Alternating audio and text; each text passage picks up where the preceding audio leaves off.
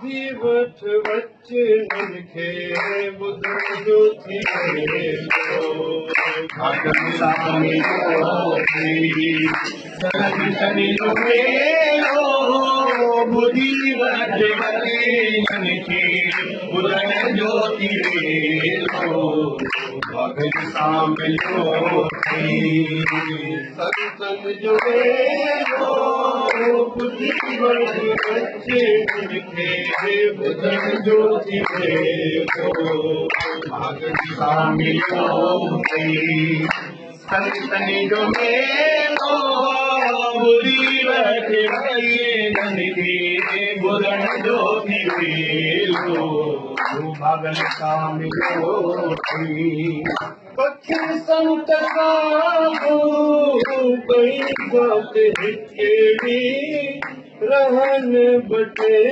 ॾींहं रहन रात हिकड़ी ओ पखी संत साधू ॿई बात हिकड़ी रहन बटे ॾींहं रहन रात हिकड़ी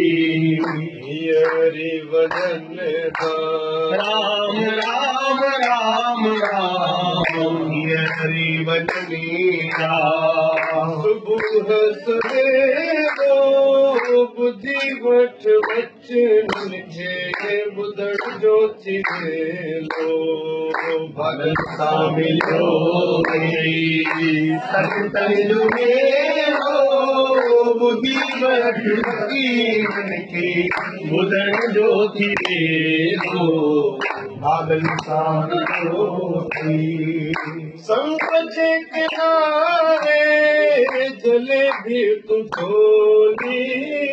अचानक अकई का मोतन जी झोली ओ संग जे किनारे जलेबी तूं झोली अचानक अकई का मोतन जी झोली साण न हलंदे पैसो अधेलो बुद्धि वठ वचन खे ॿुधण जो थी वेंदो भागन सां मिलो संतनि जो मेलो बुद्धि वठ वचन खे ॿुधण जो थी वेंदो भागन सां मिलो वही थी गंगा गोतो हणी वठ खुदाई खजाने मां ख़र्च लाइ खणी वठ वही थी गंगा गोतो हणी वठ खुदाई खजाने मां ख़र्च लाइ खणी वठ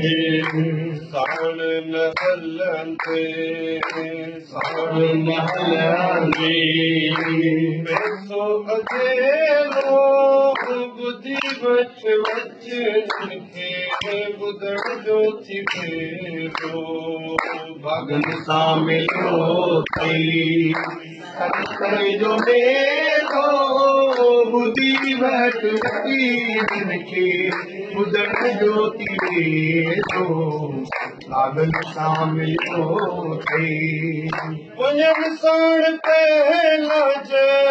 सत्संग मिलियो थई पूरब जनम जो को भाग खुलियो थई वञण साण पहला सत्संग मिलियो थई पूरब जनम जो को भाग खुलियो थई हरि मनुष्य चोरो मिलण थी ॾेरो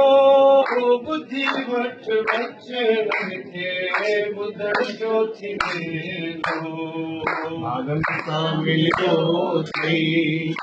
संतनि जो मेलो बुद्धि वठ वचन खे ॿुधण जो थी वेंदो भागन सां मिलियो थई भागन सां मिलियो थई वो समाधि नवाए साहिब की जय। साहिब की जय।